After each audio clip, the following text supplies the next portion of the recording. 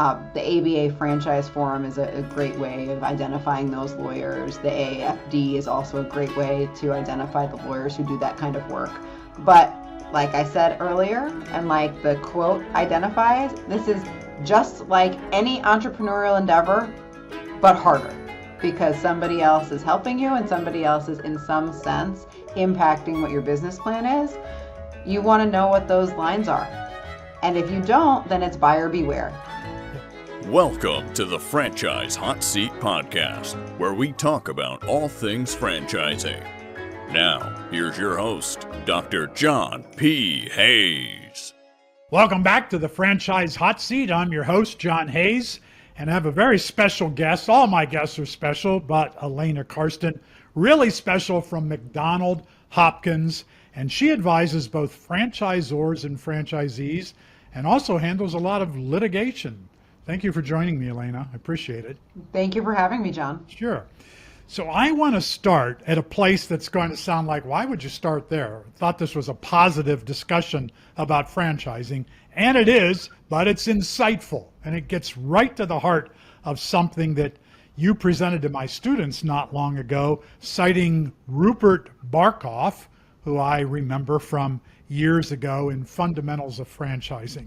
And in there is a quote where he says, one of the leading treatises on franchising urges counsel to give the prospective franchisee client a Miranda warning about franchising, and then explain to the client that the franchise contract, probably is one-sided, enforceable, and entails risks that are different from and usually above and beyond the ordinary business risks associated with business ownership.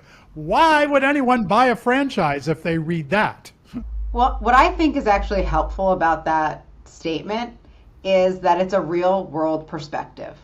The reality is that franchising is like any other form of entrepreneurship with an asterisk. It's not just the general risks that you would have if you came up with a concept on your own and did all of the due diligence and all of the research, but you're doing it as part of someone else's brand in which you have a limited license. So in addition to the normal risks, if you were just doing it all on your own, you have these additional risks because you're doing it with a partner who does not sit on the same side of the table as you. They sit on the other side. Mm-hmm. And the real punchline here is that most people view franchising as a quote unquote ready-made business plan that will never fail because there's somebody else out there, maybe smarter than me, maybe not, already doing it and succeeding. But the reality is, just like in any other entrepreneurial endeavor, it rises and falls with that operator, that business operator, the person running that location in that particular market with those particular issues related to real estate or other things. Cost of goods is going to be different in Denver than it is going to be in upstate New York, than it's going to be in downtown Atlanta. And that's all that comment was intending to say. Don't think this is your easy free pass to a multi-million-dollar business. It's not. It's maybe a leg up, but it's a leg up that comes with a really extreme cost. Okay. How is franchising a leg up? Well, in large part, you're going to get an operations manual. You're going to get a brand. Sometimes there's recognition in your market. Sometimes there's not. There's a different value associated with a well-known household name, like all of the ones that we're familiar with. I'm sure you can see there's some Ronald McDonald's on my desk here. There's a difference between those and the ones that don't have a well-known brand, but they are giving you a book on how to operate. They're telling you these are the kinds of things you should consider. And sometimes people look at that as a leg up. You've done the hard work for me. But the reality is they've just put together the business plan. The hard work is boots on the ground every time. So you as the franchisee, you've got to do the hard work. You got to be ready for that. But where there could be a leg up is that somebody has gone before you, and maybe they're not only the franchisor, but maybe 50 other franchisees or 500 franchisees before you, who have actually figured out what to do, when to do it, how much of it to do, when to do it again in order to successfully sell this product or service. But in franchising, as you also pointed out, there may be some additional costs or could be severe costs or risks involved. Why is that? Is it because, first of all, franchisors, they're not all created equally, and franchisees, they're not all created equally. So does it come down to the human aspect that's putting things at risk? Because if somebody has said, Alaina, here's how to be a successful attorney. Do this, this, and this, and do it every 3 days, and you'll be great. You would love that. That gives you a leg up, but you still got to go do the work. Are there other risks that I'm missing? Yes. So these are long-term contracts.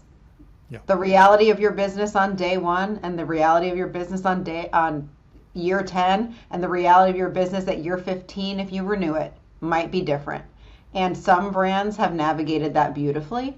Domino's went from Domino's Pizza to Domino's. They rolled out mobile applications far before some of the others, and they did it by getting buy-in from their franchisees, who could have said, no, we don't want to do that.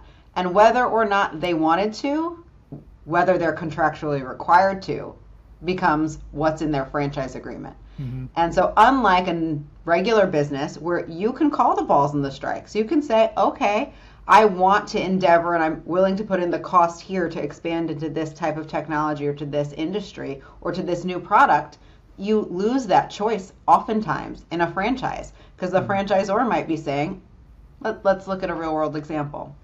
Hooters is known for its wings. Yeah, among other things.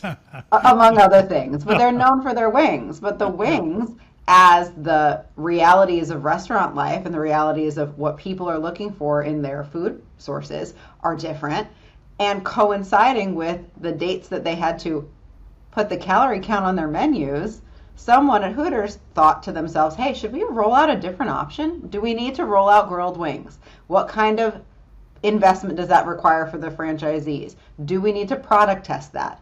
And at a certain point in time, whether the franchisor wants to do it, the franchisees may have to do it. Mm-hmm. And a great other example is the dollar cheeseburger. I'm sure you remember that when it first rolled out, whether the franchisor wants to roll out a loss leader. It could be simply a choice, or it could be a response to market conditions or a change in what they're seeing the buying habits are. The point I'm trying to make is it's not often the franchisee's decision whether or not they abide by these new rules. Yeah. And this is part of your job and your role when somebody hires you. Advise me about should I not buy this franchise? What's the upside? What's the downside?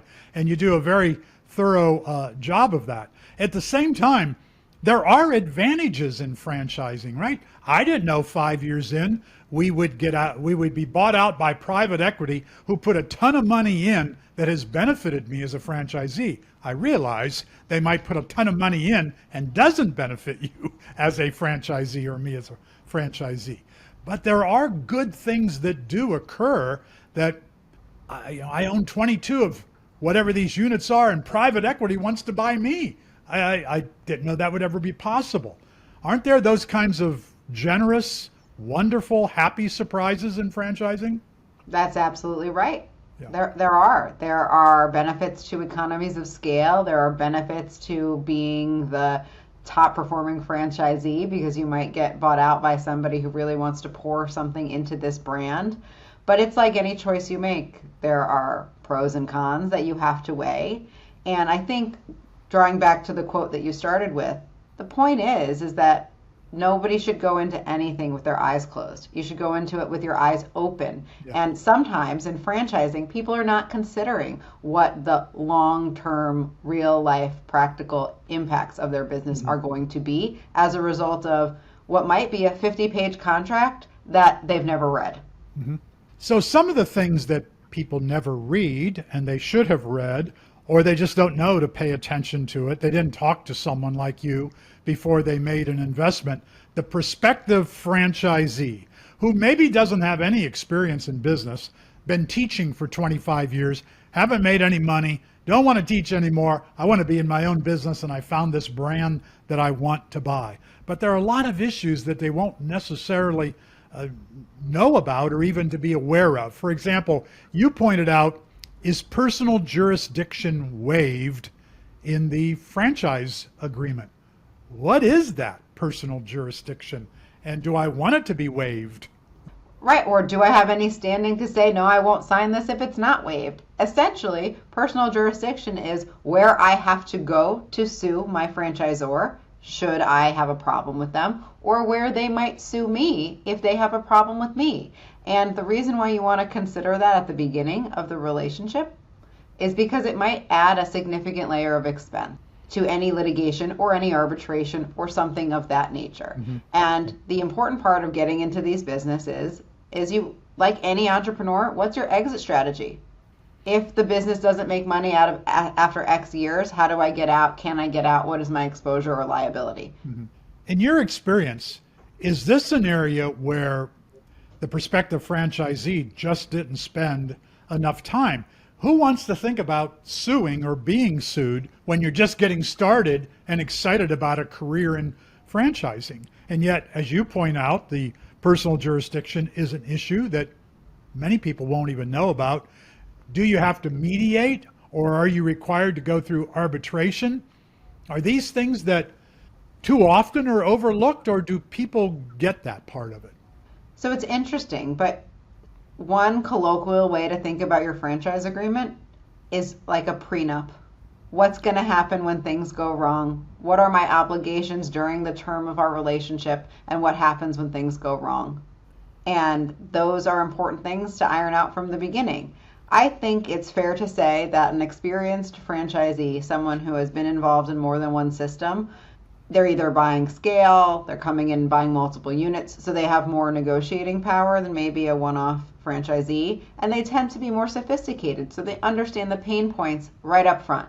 The first thing they do is they take that franchise disclosure document and they drop it to a lawyer and they drop it to an accountant and they say, you look at this first. I like this brand, it's sexy, it's new, it's whatever, but I need someone else to look under the hood. But sometimes an inexperienced, franchise newbie doesn't know to do that. Mm-hmm. They're looking at, this sounds like a great idea. I personally may have had a need for something that I could not find in my home market. This is it. This is what I've researched. And this is where I want to dedicate my time, energy, and effort and my money. They often are penny wise and pound foolish because they believe if they just skim the documents and they can deal with it on the back end, they don't get lawyers involved. And that's usually a mistake.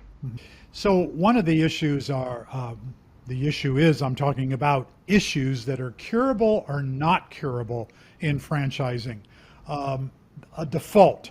So the franchise agreement says you were supposed to advertise on Monday. You didn't advertise on Monday. Does that mean you're out? You lose your franchise agreement, or you've got 30 days to fix that or 7 days to fix that? Talk about the curable, not curable defaults.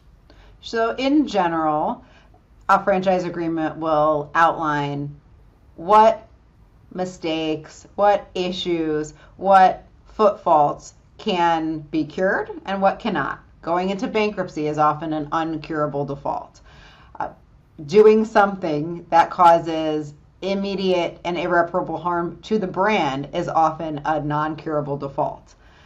Something like payment is usually curable. You have to make your payment within a certain number of days. Something more minor, like your example, you were supposed to advertise on Monday, you didn't advertise until Thursday. That might be in some of the gray area where if you do something more minor, immaterial, more than a certain number of times in a certain period of time, that might then render those kinds of issues, operational issues, I would say, subject to being a default and termination. But the franchisor is not necessarily looking into that level of detail in your business unless it's a much more material impact on the business. Mm-hmm. In general, most jurisdictions require, before you're terminated, that the default be material, go to the heart of the operations. But something could be material, like using the right point of sale system, and something might be less material, like advertising on Monday versus Thursday. Mm-hmm. So you really have to go back to that franchise agreement and look at it. And you cannot, it's really not a good practice to do just generalized research on the internet and see what's happened before. Because oftentimes what happened before is irrelevant to what's happening today. One of the big issues in franchising has been who controls the prices at the store level. Well, historically, 20, 30 years ago, that might have been the franchisee's right. But in the same system, the franchisor might wisen up and say, I want to control the prices, because then I can also control the advertising. And if you've signed one of those later agreements that says the franchisor can control your pricing, then you will do loss leaders. Then you will do some of these other things that you might not have done before and that you might not have caught just doing some generalized research, because your contract is what's most important, not what they're doing with anybody else or someone who might have been on a different version of the agreement. And all of that comes down to having a lawyer look at it. And what's the chance that I come along, I want to buy into this franchise, but the agreement says that the franchisor can set the price? I don't want to agree to that. And there are already 200 franchisees before me. Probably they're not going to accept me as a franchisee. They might not accept you as a franchisee. The next question is, what are you buying and where are you buying? Are you becoming an area developer in Puerto Rico where they have no penetration? Okay. Then that becomes a business decision for the franchisor. They might decide to change their mind. The example I gave about changing prices, that's a real world example. Steak and Shake's historical documents gave older franchisees the right to set their own prices. Some of those agreements may have also said their renewal rights are for a new agreement on the same economic terms, which meant that they locked in their renewal also for having the right to control prices. But at some point, Steak and Shake changed those agreements. They removed either the requirement that you get a renewal on the same economic terms and replaced it with what's more common now. You have the right or the option to renew on whatever our then current form of agreement is, which means, sorry to say this, at renewal, now you need your lawyer to look at it again and say what's changed. And under this changed structure, is it worth it? Do I have the room on my P&Ls to still make a profit if I have to increase my royalties or I have to spend more money on any number of upgrades? So it really becomes a question of, what does your agreement say? What are your rights? And how does that impact your business plan? How often out of, let's say, every 10 times that a franchisee comes to you and says, I have a problem, how often are you saying to yourself, had you read the agreement or had you let me read the agreement before you signed it, we wouldn't be sitting here right now? How often is it a case of they just didn't think that was important? I'm actually going to surprise you. I think I'm going to say 60-40. Because often it's the agreement says what it says and they didn't read it. Sometimes this is a new issue. I've never seen this happen before. And I actually had one of those where client acquired a franchise in a system that on sale had a specific formula for how the sale price would be accepted by the franchisor. But that didn't apply in their sale. So they figured it wouldn't apply when they do sell. And when they went to sell, the franchisor said, no, you can only sell this for this specific dollar amount. Otherwise, I'm not giving you my approval and I don't have to. And the federal court agreed with the franchisor's understanding of that agreement. So sometimes it's just, my experience as a franchisee in entering the system is different than my understanding of what will happen when I exit. And in general, I would say most people are excited at the beginning, like any relationship. They are thinking about the possibilities of what is going to happen in the future, and they're either not looking at the document or they're not considering what are the real struggles in this particular line of business because they haven't done it before. And this is where you can be very helpful to someone, but I think franchisees don't go into this level of questioning before they buy a franchise. For one thing, they might say, it's going to be too costly. Because I think if I gave you a franchise agreement that I wanted to say, hey, I want to sign this, Alaina, you might be able to spend days telling me why I shouldn't, or the things that could pop up that could destroy me financially. Not that that wouldn't be bad. That would be great, because if you're protecting me, that's what I'm paying for. But is there a certain level where franchisees just say, no, I can't spend all that time doing that, or all the money doing that. I'm just going to sign this. 400 people have already signed it before me. It's good enough for them. It's going to be good enough for me.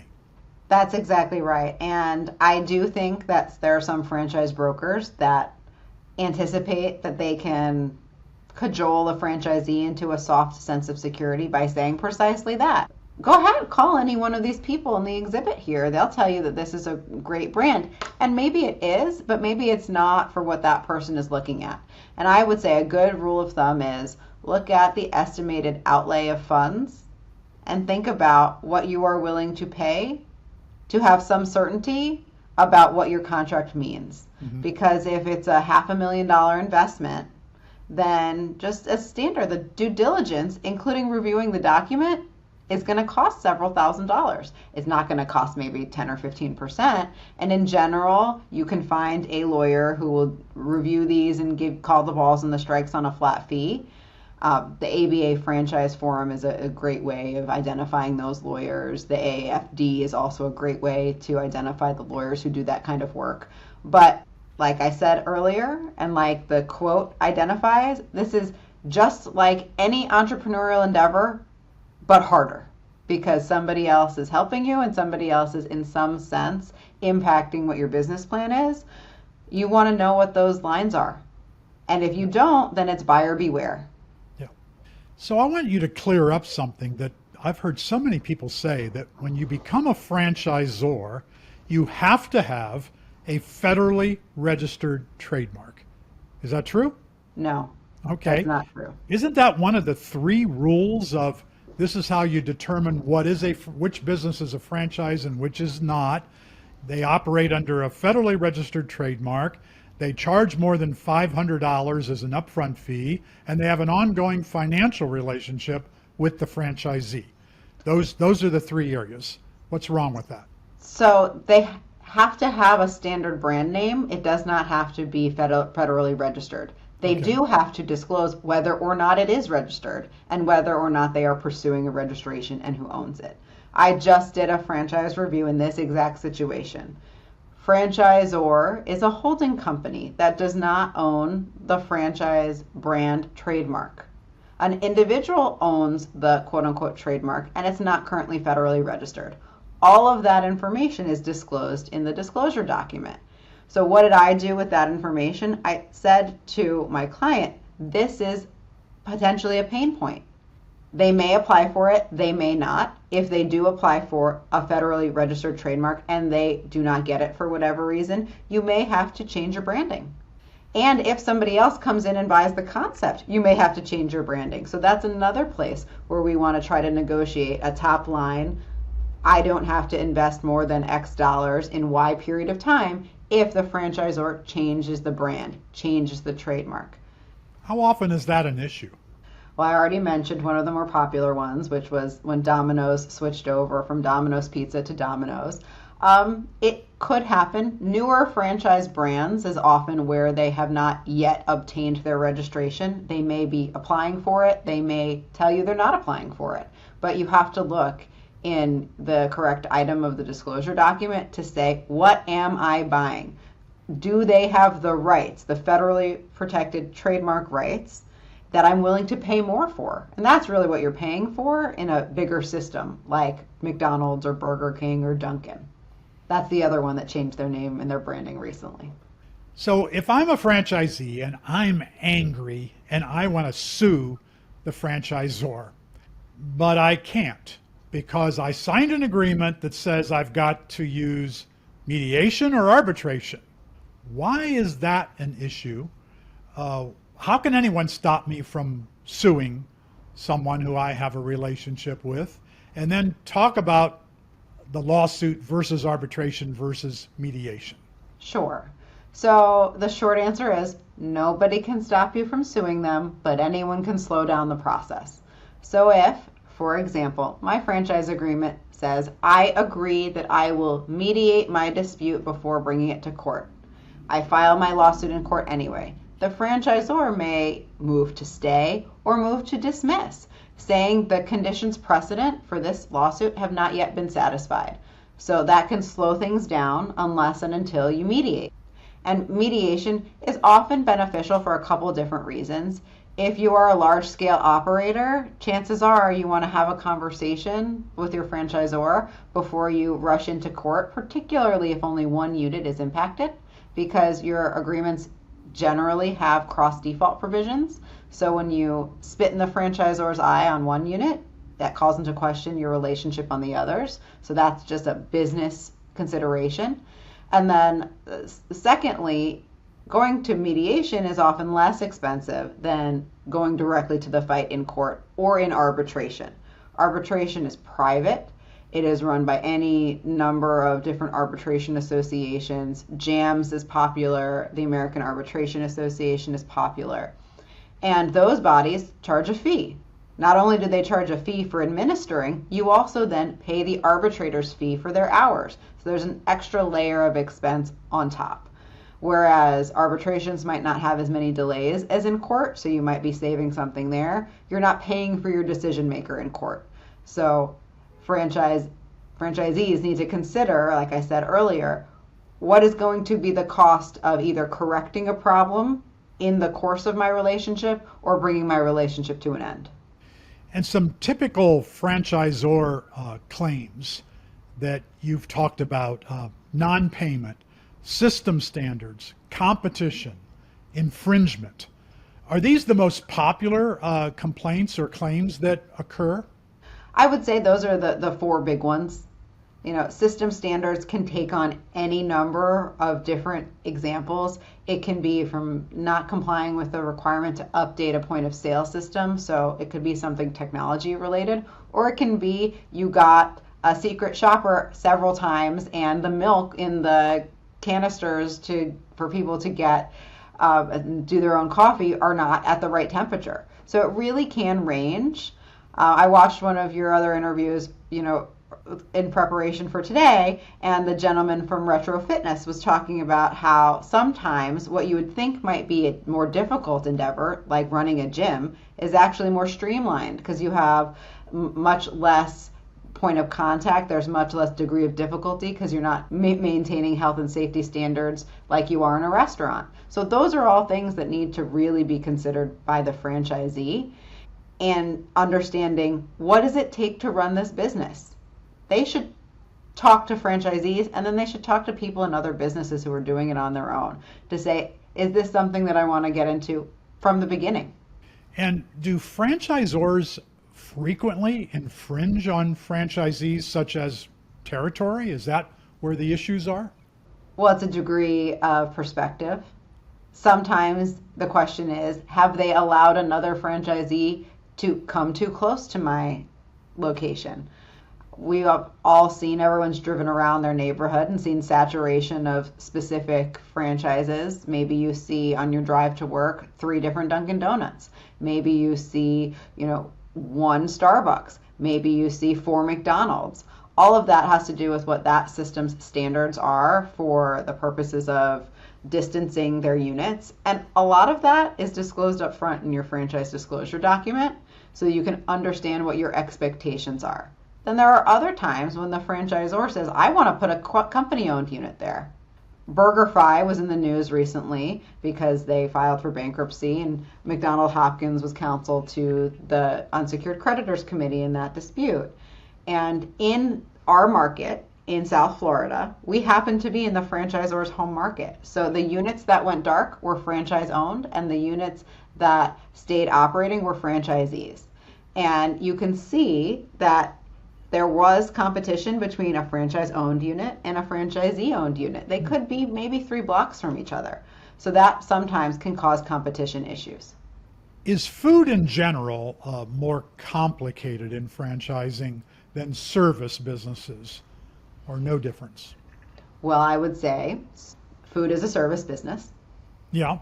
That's the first thing that I would say. The second thing that I would say is, as different brands developed direct-to-consumer products, can I buy Dunkin' Donuts in store? Can I get something directly from the franchise or brand, and I don't have to then stop at the franchisee location. That's another sneaky way competition can come up. And it was, in general, always in the franchise agreements. It said non-traditional or direct to consumer or changes in channel of distribution is all up to the franchisor in a carve out. But that's something you'd want to know, certainly, before you get into a concept, particularly like Dunkin' Donuts. Yes, people love Dunkin', but if they can get it at home for cheaper, is that going to impact their buying behavior? Some people would say yes, some people would say no. I think it depends on who you poll. Okay. On this issue that I was talking about before, this is an FTC rule about what makes a franchise. Are you a part of a franchise or not? So trademark control and assistance and franchise fee. How often does that get violated? Are there a lot of companies that really are franchises, but they're not calling themselves franchises because it's expensive to be a franchisor? There are a handful of lawsuits in probably every jurisdiction where the question is this a disguised franchise? Is this a license disguised as a franchise? And exactly what you said, is there a required trademark? It's required, not necessarily federally protected. So that's the distinction that I would make there. Are we all required to operate under the same brand name, whether or not the franchisor owns the rights, is protected? Now, is there a scheme, maybe that's the wrong word, where I pay royalties in exchange for that? And then is there a direct marketing campaign that's associated with it? So those are the three component parts. And I think knowing what you're getting into is very important. If someone comes to you and says, this is a great business opportunity, I want you to be my partner, but what they are describing to you is essentially a disguised franchise, if it doesn't work out, you might have claims and you want to preserve those claims. So you want to talk to a lawyer before you get involved in that situation, whatever it is, because they will help you preserve what those claims are. And that's one way to hedge your bets. Yeah. So franchisees expect a franchisor to tell them, show them what to do, when to do it, how much to spend, when to do it all over again. And they do that through training franchisees and supporting franchisees. But I was surprised to hear that a lot of franchisors just don't do that or don't do that very well. And that's one of the reasons why franchisees come to you and say, I need to sue my franchisor. Why is this? Isn't it pretty easy to provide training and support? And why aren't franchisors doing a better job of that? Again, this becomes a question of what's in the disclosure document and what's in the franchise agreement. What the franchisees are told, what they're shown at Discovery Day, the initial training that they get, in general, that might click all of the boxes to satisfy a franchisor's obligations. There are usually very few in-term obligations on the franchisor to provide direct support. And if you don't know that, if you have not really considered what are my obligations under the agreement and what are the franchisor's obligations under the agreement, then you've only done half of the work. The disclosure document will disclaim a franchisor giving you or agreeing that you will be successful. That means that you are going to run this business on your own with their blueprint. But it might mean you're running it with their blueprint and no support. So that's why it's important to poll the other franchisees and to really know who you're talking to. If a brand is 10 years old and does not have that many units, that means there must have been some barrier to penetration. Research what that is. If it's a brand new system, understand what you're buying into.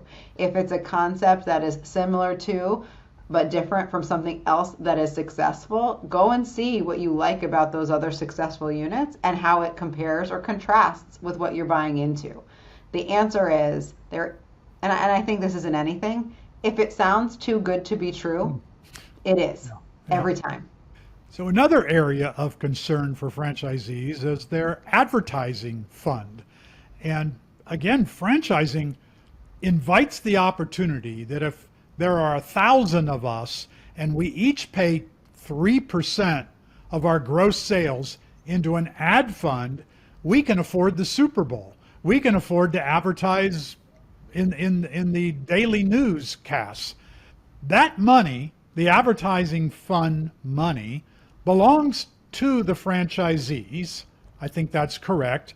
But sometimes franchisors say, wow, there's $600 million there. We should be able to get some rights to that money. And maybe they do, maybe they don't. Where is this vulnerable, the advertising fund? Where are the franchisees vulnerable? How does all that work? Because I think this is an area that franchisees sue over quite often. That's exactly right. It is. Number one, what does the franchise agreement say regarding the operating of the marketing fund? It almost always says we do not have to invest per capita in your market. So monitoring the franchisee's expectation is the first thing. In vogue now is the concept of local area marketing cooperatives, because then the franchisor can say, look, we always planned to have a national marketing fund and a local. Yours either hasn't been set up or yours has been set up and you're not participating in directing the local marketing funds. So that's one thing. What does my agreement require? The second thing is, what are my audit rights? Does the agreement say I can get an audit of the marketing fund, and how often? Is it once a year? Is it once every 3 years? What is it? Because that's the way that you can get line of sight, although it's always obscured line of sight. There are a number of current lawsuits going on about marketing funds and various different brands. And that's because the franchisees either were not given line of sight or they were given line of sight and it appeared that there was too much franchisor overhead being put to the marketing fund. So that is another thing that you want to look at. Sometimes the franchise agreement will go as so far as to say we can charge some of our overhead to the marketing fund. So it all comes back to, what did I agree to in my agreement? What are my rights in my agreement?